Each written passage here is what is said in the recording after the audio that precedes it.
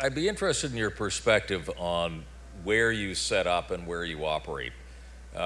There's no question that for some lucky startups who all of a sudden, the Valley calls and says, yeah, we're willing to invest, but, part of that is here's the leash, put it around your neck and move down to California because we want you around the corner to keep an eye on you.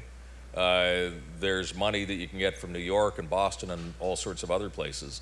And yet there's been some terrifically successful companies operating in Canada, which is at the beginning seemed to be a little bit like, why are you still here? I know of a quantum computing company in Vancouver. All of their clients are American. So why are they still in Vancouver? So the question becomes, can you, I get, the answer is obviously yes, you can be successful if you stay in Canada, if you take a look at the successful companies that exist in Canada. But if you're a young startup and you get that call from the Valley, at what point do you say, adios Canada, I'm moving down south? And what point do you say, no, I'm going to try and make it here? Another great question. That's something I get asked a lot because I answered that call. I moved down to Silicon Valley. We went, my wife and I said we'd go for a year and try it out, and 6 years later we haven't left. I think the question comes back to, can you build a successful company anywhere in the world? Because I know there's people tuned in from all over the world right now listening. And it's become much easier and much more viable to do that anywhere in the world now, or almost anywhere in the world.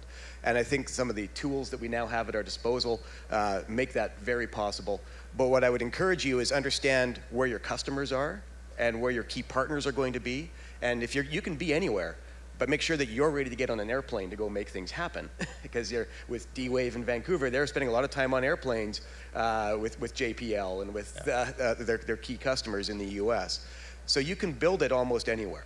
But that doesn't mean that you shouldn't go to Silicon Valley if that's something that interests you and you want to try it out for a while, because there's incredible experiences that you're going to have. You're going to see a different sort of culture than what I've seen in any other place in the world that's special to that area. But you don't have to make it permanent. In fact, these days, I distribute my teams. So I have my product team, and everybody that's building our technology is in Calgary. And my business team, we're in the entertainment industry these days, so my business team is in LA. I have a small team in San Francisco, and that works very well for us. Other people have the philosophy that you must have everybody together in one place. I think that's less critical these days. You want to get the best people. If the best people want to be in Kingston or they want to be in Hawaii, then find a way to make that work.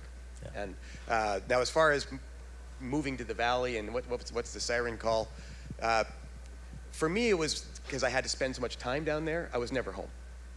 And I have 3 kids, and I wanted to make sure that, and I wasn't seeing enough of them, and they weren't seeing enough of me. I thought, well, let's have an adventure.